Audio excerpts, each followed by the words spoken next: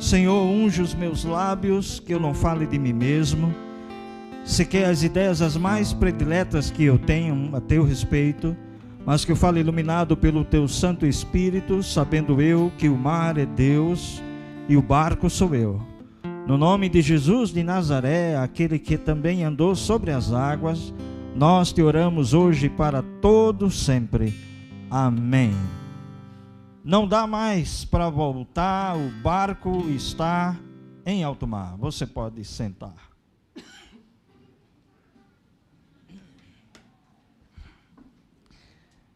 Essa semana, quando publicamos o que iríamos pregar hoje, algumas pessoas me mandaram um WhatsApp perguntando a mim sobre o tema dessa reflexão da noite, e o tema que escolhi é Amigos Ferem. E algumas pessoas assim, nossa, mas amigo fere? Fere. Amigos ferem, amigos inimigos ainda mais.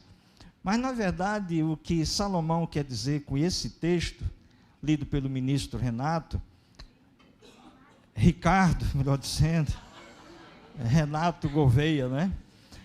Provérbios 27:6, quem fere por amor mostra lealdade, mas o inimigo multiplica beijos. E a versão mais tradicional, deixa eu ver aquela tua versão, reverendo Fred, ela é bem mais interessante, porque fala mesmo daquilo que é a essência.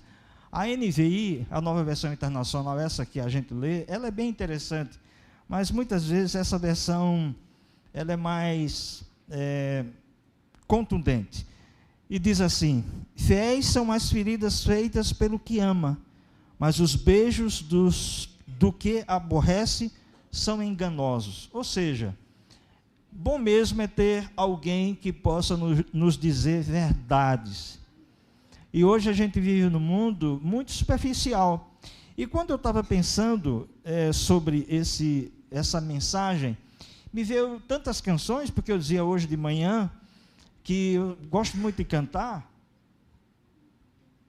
e dentre tantas músicas que me chamam a atenção sobre amigo, e citei hoje Em Jesus Amigo Temos, um clássico da inódia cristã da nossa igreja, e tantas outras canções, mas uma que me chama muito a atenção, gosto muito, muitos de vocês conhecem, é de Milton Nascimento, quando ele diz: amigo é coisa para se guardar do lado esquerdo do peito, mesmo que o tempo e a distância digam não, mesmo esquecendo a canção.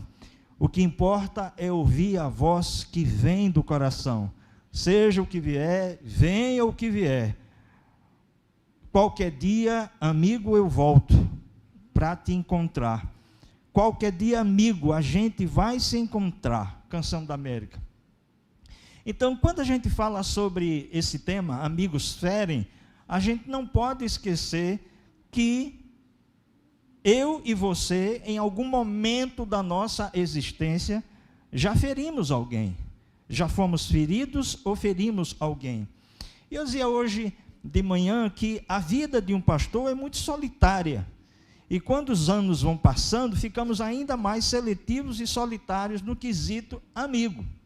Não é que a gente não goste de ter amizade e compartilhar, mas ao longo da nossa vida a gente vai aprendendo que uma das coisas interessantes de um pastor é poder conversar com outro pastor, porque a gente entende que um pastor às vezes compreende o outro pastor, que um pastor, nossa, está me atrapalhando isso aí, viu, Otacílio? Me ajuda aí, homem, pelo amor de Deus. Que um pastor entende outro pastor, que um pastor compreende um outro pastor. Então, a solidão que campeia a mim, como pastor, ao reverendo Geraldo, ao reverendo Fred, também pode ser algo que chega perto de você.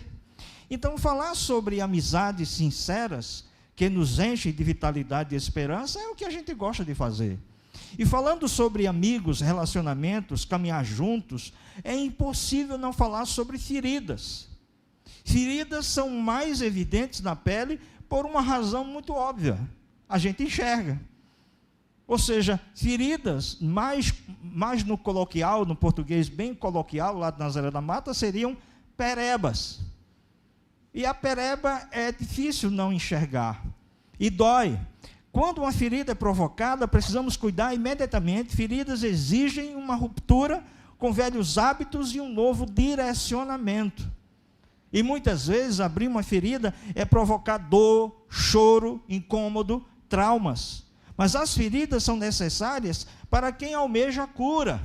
Só tem cura quem um dia foi ferido.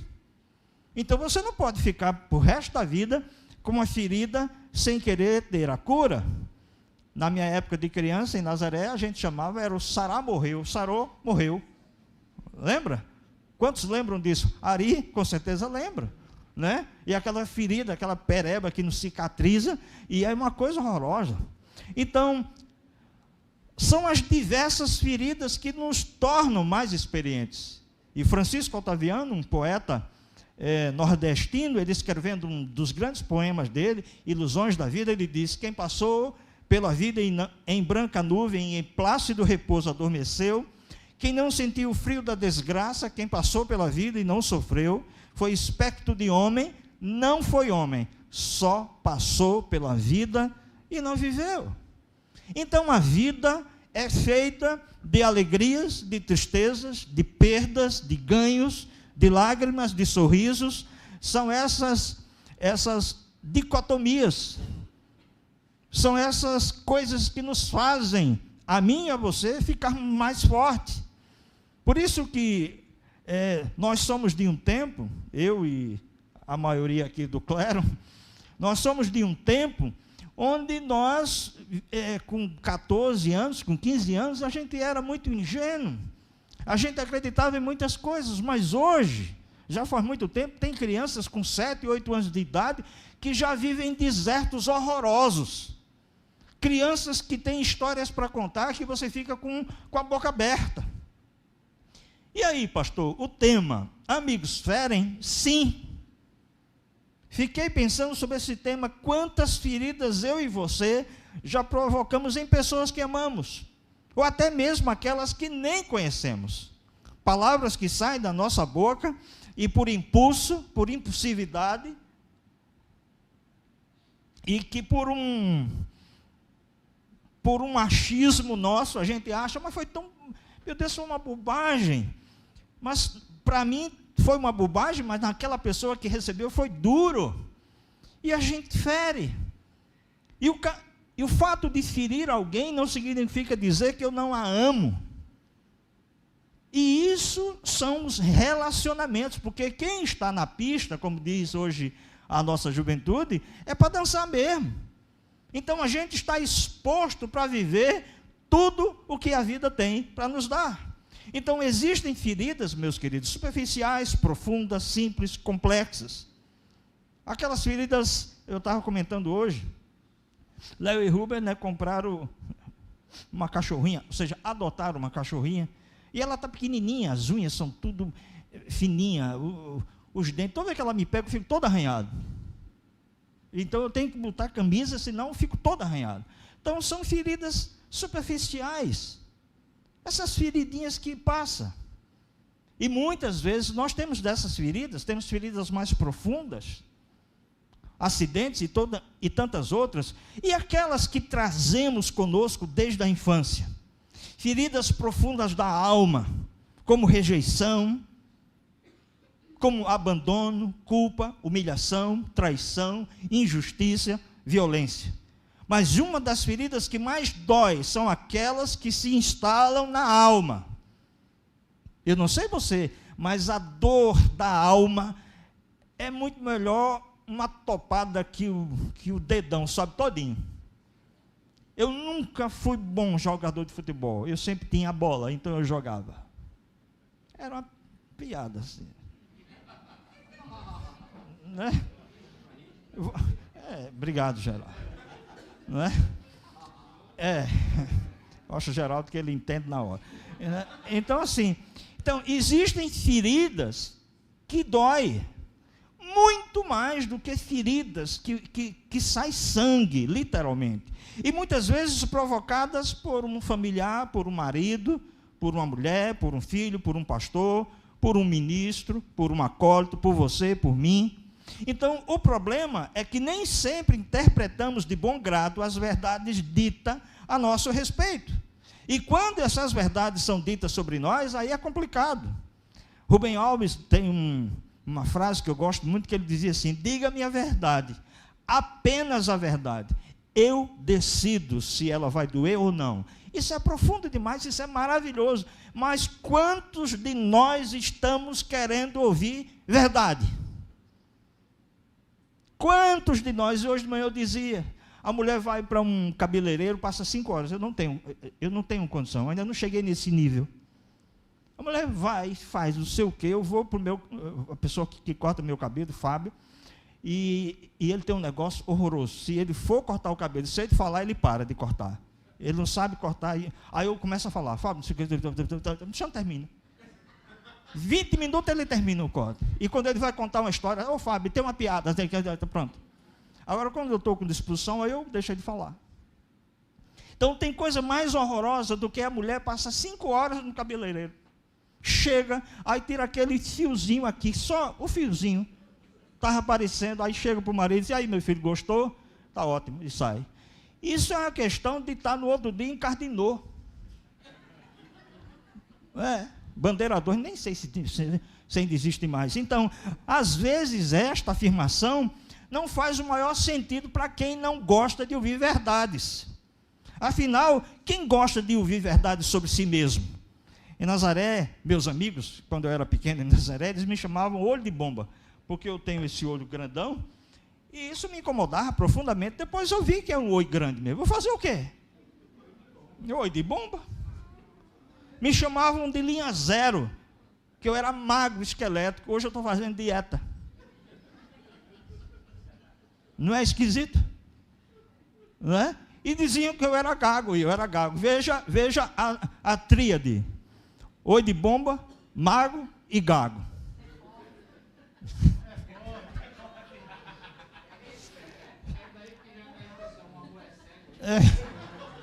Foi isso mesmo. E para completar tudo isso, a gente vai criando anticorpos sobre tudo isso. Então, a melhor coisa é você se aceitar como você é.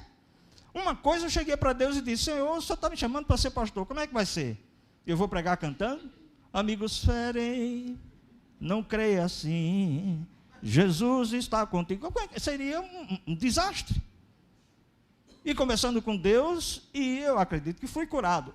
Porém, quando eu estou muito nervoso, nomes que começam com R e E, se eu disser para você, veja bem, saiba que é o impulso para dizer o nome.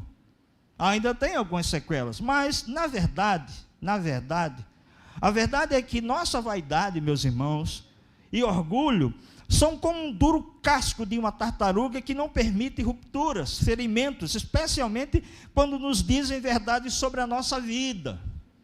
E nessa proteção vão se acumulando sujeiras que somente uma ferida, uma abertura colocaria para fora e nos purificaria.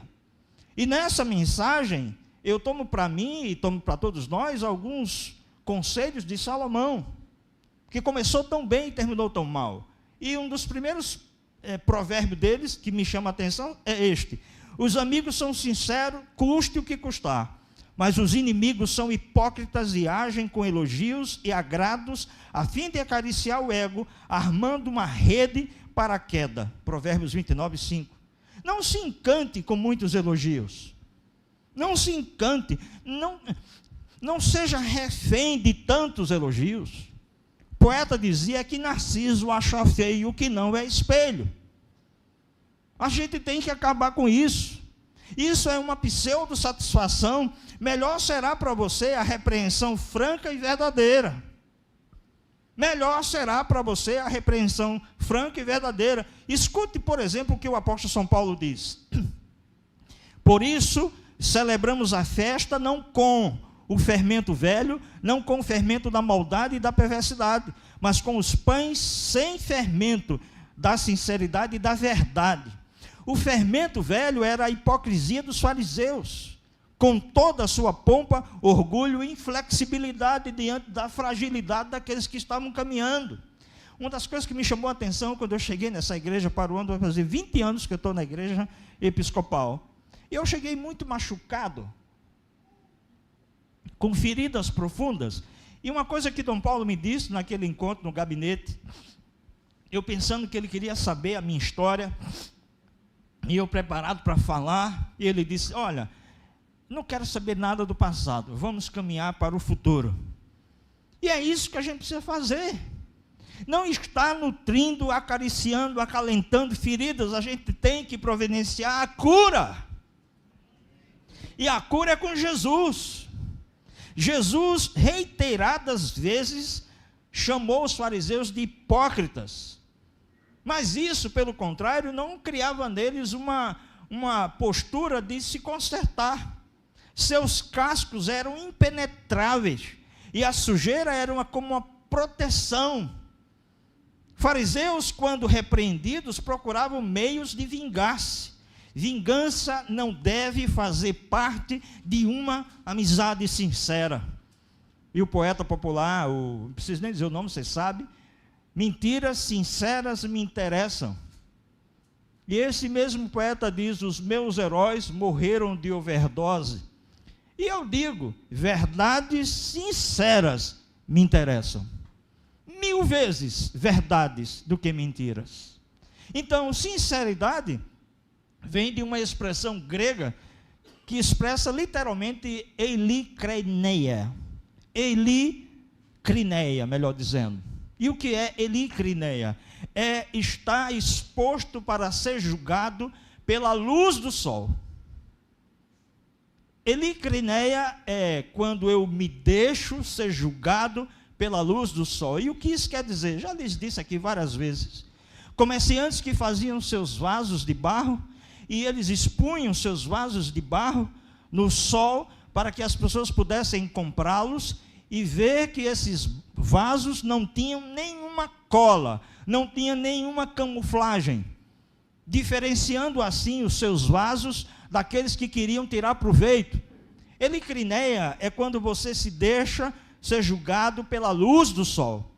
É quando você tem coragem de se expor verdadeiramente ao pingo do meio-dia. E eu me lembro aqui, talvez, fazendo uma exegese minha, talvez aquela samaritana não quisesse se expor à luz do sol por conta de tantos preconceitos, mas foi ao pingo do meio-dia que Jesus a encontrou. E quando Jesus nos encontra, não tem como a gente ficar debaixo da escuridão, mas Ele nos traz para a luz. Amém.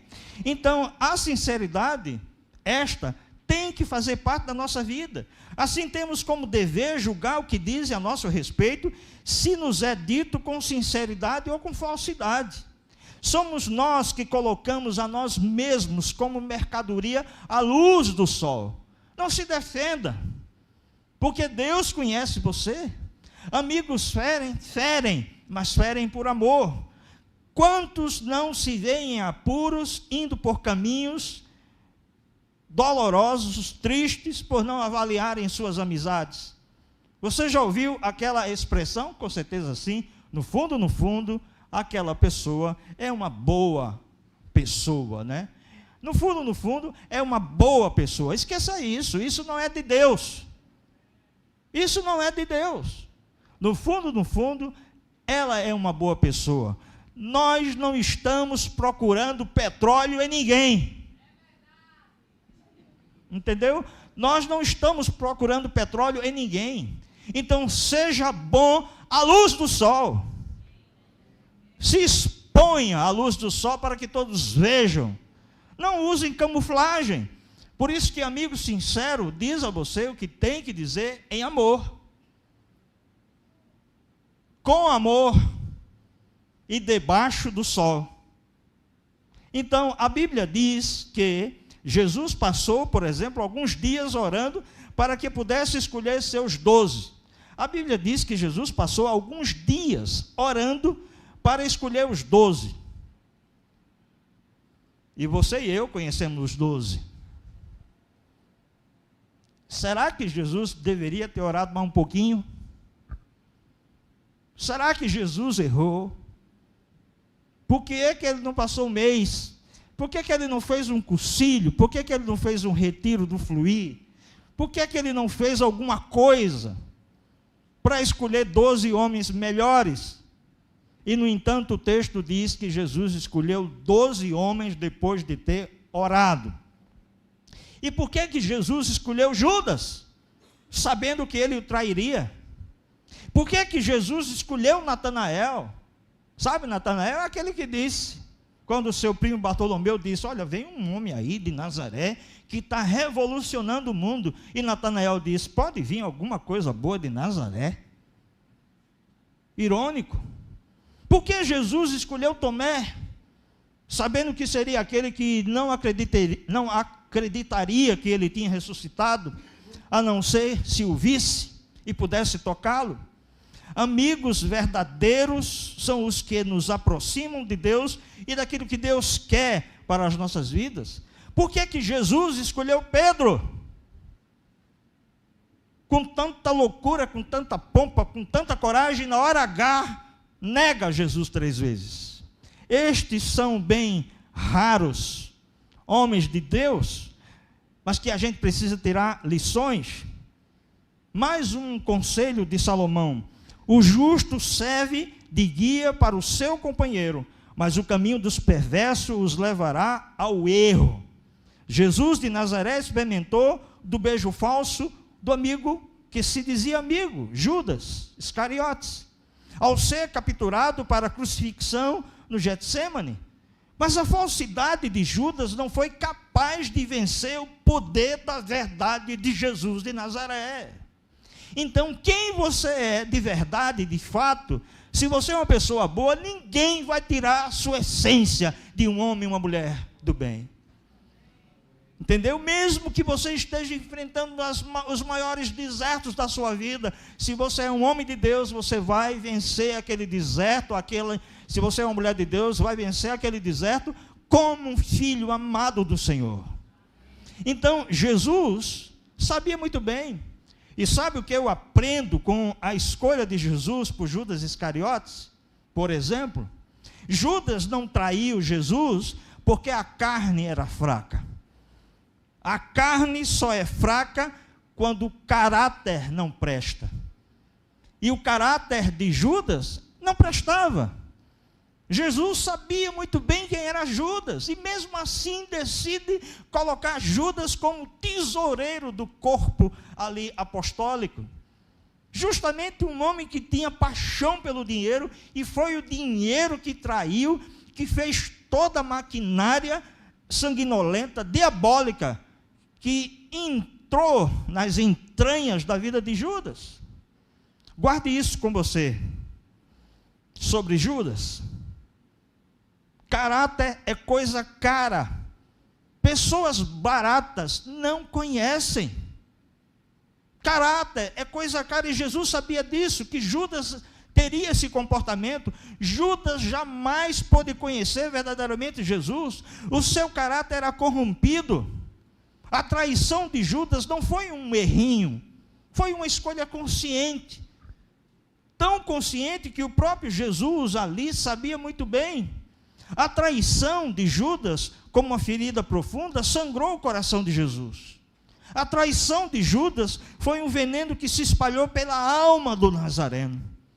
E foi difícil para Jesus ali no Getsêmani. A verdadeira força não está na carne, meus irmãos, mas no caráter. E foi por isso que Jesus fez, ao entregar a Judas, um gesto nobilíssimo da parte dele. E nós reproduzimos aqui na ceia, na Eucaristia, quando entregamos a você um pão molhado ao vinho, e essa é uma cerimônia do melá, um ritual judaico, onde quando Cristo faz esse gesto, ele diz: Judas, você vai fazer isso mas você ainda é a pessoa mais importante aqui. Mas chegou um momento que Jesus, olhando para ele, disse: o que tendes fazer, faze-o agora. Então, o que é que eu e você precisamos aprender? A traição destrói sonhos, acaba com a esperança, destrói sorrisos, deixando você em um estado de torpor. A traição de Judas é uma decisão fria, premeditada, que corrói a confiança e destrói sentimentos. Judas Iscariotes viveu e se enquadra em todas essas conclusões, e diante do que estava por vir naquela ceia, Jesus então libera o seu perdão. Amigos ferem? Ferem. Amigos ferem? Sim, porque Jesus fez a opção em ser verdadeiro, como disse domingo passado. Jesus é a verdade que fala e a verdade que é. Ele é a verdade. Então, meus irmãos, feridas são necessárias quando nos fazem refletir o caráter de Jesus na minha e na sua vida. Feridas são necessárias quando eu percebo em mim aquilo que eu tenho de Jesus, aquilo que eu tenho mais, aquilo que eu tenho menos. Amigos são necessários, e amigos necessários são aqueles que não se alegram com a sua queda, nem escarnecem de você, antes tem prazer na bondade e em te ajudar. E toda vez que eu lembro disso, de queda, de tudo, eu só lembro do reverendo Caio Fábio. E eu tive a oportunidade de ouvir ele falando isso. Ele falando da sua queda alguns anos atrás, do seu envolvimento em uma relação extraconjugal, e ele foi dar um testemunho numa certa igreja, e ele falou sobre isso, falando da sua cura, do perdão de Deus, e de repente foi à porta, e uma mulher enviada pelo encardido, ao invés de dizer: que bom, que mensagem linda, ela aperta a mão do reverendo Caio Fábio e diz: ô reverendo, que mensagem linda, uma pena que o senhor caiu, né? Pode uma coisa dessa? Não é uma enviada. E Caio, numa inteligência que eu acho que depois dele vem Dom Ximenes, ele disse: minha irmã, não se preocupe, meu nome é Caio, eu caio, mas Deus me levanta. Porque quem sou eu, quem é você para estar julgando quem quer que seja? Não sejamos ingênuos. A palavra de Deus também se encontra na boca dos tolos, dos perversos, dos enganadores, segundo Salomão. Contudo, pelos frutos os conhecereis. Se alguém vive provocando discórdias, fofoca, mantenha cautela. O perverso provoca dissensão, e uma fofoca separa amigos íntimos. Provérbios 16, 28. A fofoca trai a confiança, mas um homem de confiança mantém o segredo. Provérbios 11, 13. Amigos de verdade não abandonam na angústia, antes confortam, compreendem. Convém dizer, meus irmãos, que Jesus teve amigos pecadores, e isso é que faz a diferença. Contudo, ele foi capaz de influenciá-lo de tal modo que esses homens que andavam com Jesus tinham comportamentos diferentes. É assim que ele nos ensina a mantermos amizade com todo tipo de gente. Ser cristão só na igreja de domingo ou dia de quarta é maravilhoso. Você tem que ser cristão lá fora. É lá fora que alguém tem que enxergar você como uma pessoa boa. É lá fora quando você chegar e a pessoa vai te identificar como uma pessoa diferente, não pela roupa que veste, pelo cabelo comprido, pelo jeito assim, etc. Por esses estereótipos, mas pela sua conduta, pelo seu caráter. Isso é que nos diferencia daquele que não conhece Jesus. E o cristão influencia os que ainda não conhecem a verdade pelo Evangelho. Eu, por exemplo, eu tenho muita dificuldade de conversar com alguém que não olha nos meus olhos. Talvez seja pelo meu olho de bomba. Eu gosto de conversar com uma pessoa que olhe para mim, fica olhando para mim, converse comigo. Aquelas pessoas que ficam procurando teia de aranha é muito ruim. Eu gosto de falar com pessoas que olham para mim. Já pensou, né, quando você aperta a mão? Vem cá, aperta a minha mão. É assim que tu aperta? Boa. É assim. Ah, pensou, você aperta a mão, e geralmente quando é um homem grandão que você aperta a mão, aperta direito, homem. A gente precisa entender que Deus deve influenciar, mas o aperto de Vinícius é bom. Então nós influenciamos pelo testemunho, pela palavra e pela postura. Amigos, ferem? Sim. Veja o exemplo de João Batista, por exemplo. João Batista falava para Herodes do seu pecado, ele estava em pecado. Mas João não falava aquilo porque não gostasse de Herodes, falava que ele estava cometendo adultério. E Herodias ficava chateada e trama toda aquela armadilha, e João então é preso, degolado, decapitado, e João então paga por falar a verdade. Relacionamento verdadeiro não combina com neutralidade. Jesus nunca deixou de dizer o que pensava. Foi assim com a samaritana, foi assim com Marta, foi assim com Nicodemos. E através desses exemplos é possível constatar que as amizades verdadeiras se mantêm apesar dos conflitos. Quantos de vocês estão aqui no clero, aqui com os ministros, quantos de vocês, eu já não tive algum, como diria lá em Nazaré da Mata, arranca-rabo? Já ouviu essa expressão? Quem conhece? Ninguém. Conhece, Mirella? Quantos de vocês, mas aí é que está. O que é que a gente vai fazer? Vai ficar de mal? Né? Mas de mal é assim, né? Não é assim? Esqueci, é de mal e de bem, né? É que eu nem sei o que é isso. Oh. Bonzinho. É um bonzinho. Aí, ó. Um auxiliar desse, nem de inimigo aqui, ó. Amigos, ferem. Então, através desses exemplos, é possível constatar isso. E as amizades perduram e se consomem quando os interesses pessoais são maiores do que o amor mútuo. Então, nós devemos amar, independente se o outro é rico, pobre, preto, é hétero, é gay, seja lá o que for. Deus nos chamou para amar. Deus nos chamou para acolher. Deus não nos chamou para julgar. Então, sabe o que eu aprendo? Não se arrependa de ter feito coisas boas para pessoas que você um dia amou. Deus viu tudo. Em Efésios 6 diz que Deus é quem recompensa todo o bem que você fizer ao próximo. Então agradeça, siga, você é uma pessoa boa, e ninguém poderá tirar de você sua essência. Você é do bem, você é de Deus. Entendeu isso? Então, quando você é capaz de fechar a porta do seu coração para uma pessoa que te fez mal, você também está favorecendo o seu crescimento espiritual, sua paz. Nossa, pastor, que heresia, eu estou ouvindo, tá. E aprenda algo, você não é Jesus. Então vá devagar.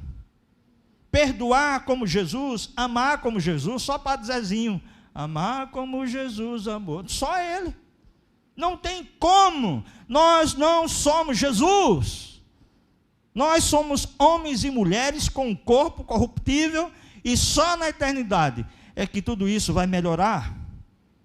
Então Jesus nos ensina muito. A vida não é um conto de fadas. Amizades são muito importantes, mas faça a opção pelos sinceros. Seja amigo de todos e íntimo de poucos. Seja amigo de todos, íntimo de poucos. Amigos, ferem sim, mas aprenda algo. Quando alguém te ferir, ofender, gerar feridas e dores, não ignore esse sentimento em você. Aprenda com Jesus de Nazaré. Não podemos ignorar essas dores. Busque ajuda em Deus. Leia a sua palavra. Peça a Jesus que Ele coloque no colo. Clame pelo Espírito Santo. Muitas pessoas se habituaram a fugir quando estão em meio aos problemas. Jesus é o nosso exemplo maior, e ali no Getsemane, Ele nos dá uma grande lição. É ali no Getsemane que Ele diz: Senhor, Pai, se for possível, passa de mim esse problema, porque o negócio vai piorar. Vai ser fogo que eu vou viver. Mas ao mesmo tempo Ele diz: não, seja feita a tua vontade, assim na terra como nos céus. Então, sabe o que é que a gente precisa aprender? Que amigos ferem, sim. Por isso, não esconda as suas feridas de ninguém. E eu lembro, eu tenho uma cicatriz aqui nesse joelho esquerdo, coisa de Nazaré da Mata, quando a gente saía com os meus amigos, 14, 15 anos, pelos engenhos, e a gente saía com as bicicletas, pegando manga, goiaba, saputi emprestado, nos engenhos, e a gente comia muito. Eu lembro que certa vez um administrador de um engenho viu a gente pegando essas frutinhas emprestado, e ele saiu correndo atrás da gente com um cavalo, a gente correndo também, e eu, apressado, levei um tombo, uma pedra caiu no meu joelho, e eu fui embora para casa. No outro dia fui para a escola, escondendo de papai, viu papai? Agora o senhor já sabe, né? E eu lembro que fui para a escola mancando, e nada, e aquela coisa sujou a calça, e papai disse que foi isso aí, porque eu fiquei com medo de dizer que eu estava pegando manga, goiaba, saputi, emprestado. Então, feridas não tem como se esconder. Existem pessoas que se fecham como ostras, usam uma máscara, fazem camuflagem dos seus problemas, estão sempre com o coração fechado, têm muitas dificuldades em externalizar. Não precisamos concordar com tudo para caminharmos junto às nossas diferenças é que devem nos unir e nunca nos afastar. Eu não preciso caminhar com você, você não precisa concordar comigo para a gente caminhar junto. São as nossas diferenças que nos unem. Isso é que faz a essência da igreja. Jesus escolheu 12, cada um pior do que o outro. Mas ele sabia de todos. Um verdadeiro amigo jamais ficará calado diante da possibilidade de você cair em um buraco, diante da possibilidade de você estar cometendo um erro. Pastor, eu acho que todo pastor deveria ter um psiquiatra para poder ajudar. Porque tudo que acontece na vida de um pastor, ele acha que é uma coisa que ele tem que dizer para a igreja. Mas eu vou dizer. Ontem fui eu comprar em Simone Barros uns docinhos para minha mulher, que está se preparando para uma cirurgia. E eu entrei em Simone Barros, vou lá sempre, ontem. Aí eu estava comprando uns docinhos e tinha uma criança de uns 8 anos. Ela pegou uma coxinha, quando foi comer, deu uma dentada, a coxinha caiu no chão. Cheio de gente, ela limpou a coxinha e foi botar na boca. Disse, filho, beijando, eu gosto muito de criança. Filho, não coma não, está no chão, eu como se eu quiser. Aí eu, falo ou não falo? Falo ou não falo?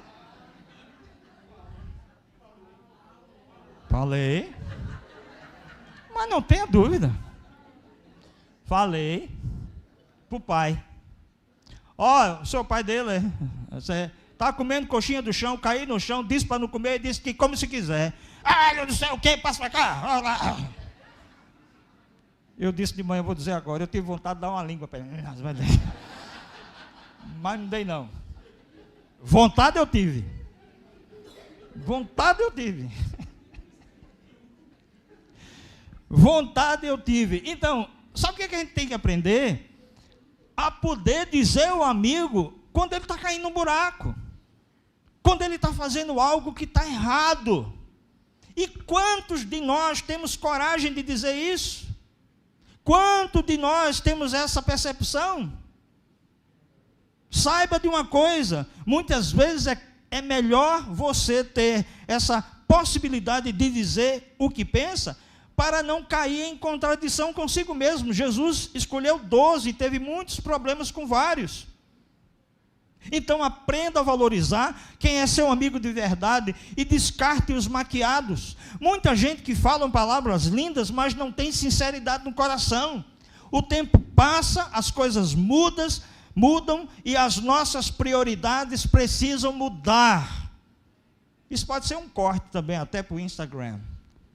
O tempo passa, as coisas mudam e as nossas prioridades precisam mudar. Deixe para trás, para o passado, porque o novo, o que realmente importa é Jesus. Algo novo Jesus tem para você. Fazendo o gancho. É por isso que amigos verdadeiros ferem, porque amam. A função de um amigo verdadeiro é te ajudar a carregar também as suas bagagens emocionais. Quantas vezes eu me vi sufocado, ligo para um amigo e disse: eu preciso que você saia, eu preciso conversar com você.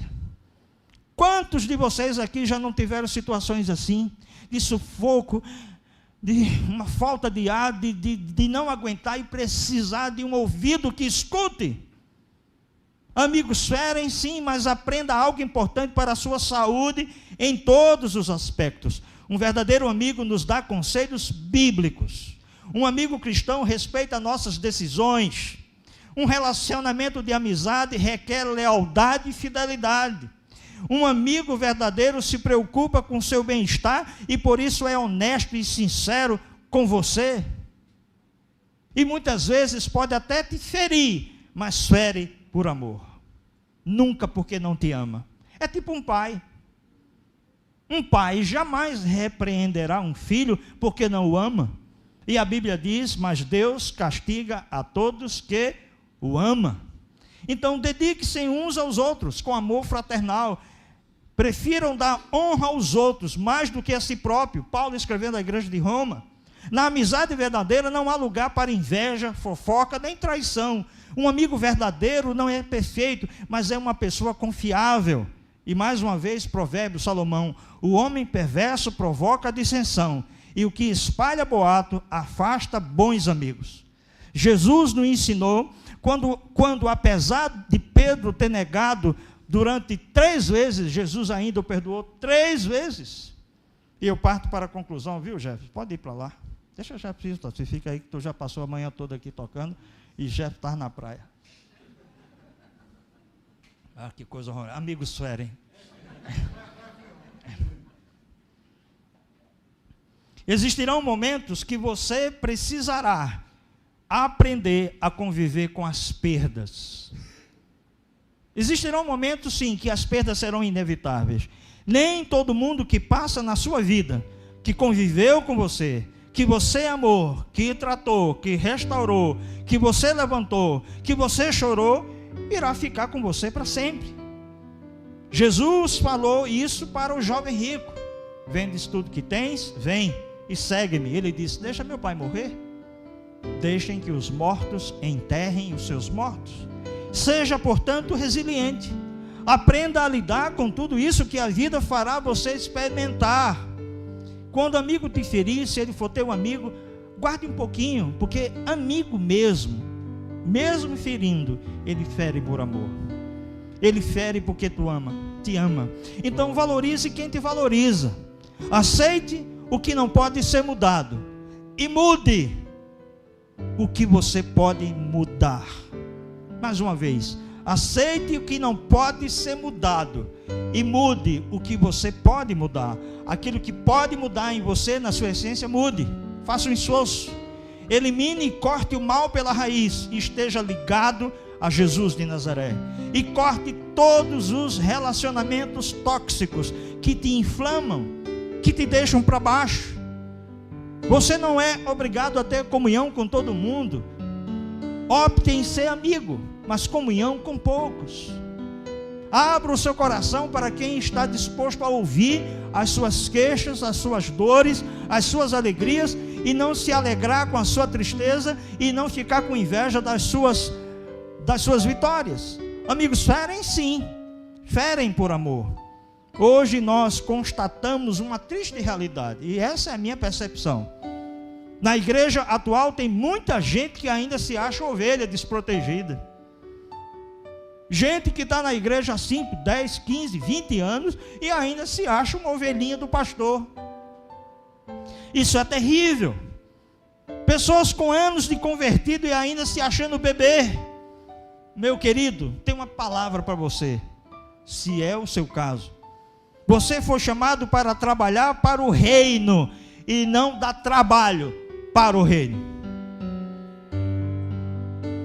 Você foi chamado para trabalhar, e aqui a gente tem trabalho. Está aí o Algo Novo, acampamento 11, 12, 13. Você deve conhecer algum adolescente. Você já falou com o ministro Mateus? Precisamos de gente para trabalhar. Precisamos de crianças para que esses adolescentes conheçam Jesus. Precisamos que pais e mães conheçam a Jesus. Aí eu volto a essa criança, talvez, se o pai dele, não sei, aí eu já estou sendo leviano, mas uma criança mal educada, né? Aí hoje Thaís, que deu o aviso do segundo encontro dos pais e mães e pais atípicos, ela virou para mim e disse: pastor, já passou pela sua cabeça que essa criança pode ser uma criança atípica? Eu como se eu quiser. Aí eu disse: é mal educada mesmo. Então envolva-se e deixe Jesus fazer algo novo em sua vida. E pare de pensar que o mundo gira em torno de você. Tem gente, meus irmãos, que se acha tanto, que nem precisa de GPS. Já se localiza.